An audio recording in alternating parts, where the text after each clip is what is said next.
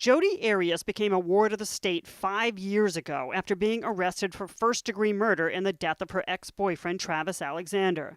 Since then, she's been locked up in this Phoenix jail. Most of her bills are being footed by the taxpayers, but she can still buy toiletries, snacks, and other sundries using a commissary account where outsiders make deposits. According to jail records, at least $2,200 were donated to Arias just this year. Since the trial began, half the money Jodi Arias has received from supporters across the country was deposited at this kiosk in the lobby of the jail. One man from New York State deposited $800.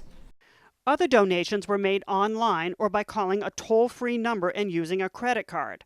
The jail also accepts money orders and cashier's checks through regular mail.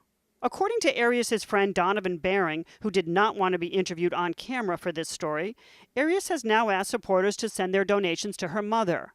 Jodi Arias isn't the only one with financial support during the trial. Travis Alexander's siblings are getting some help, too.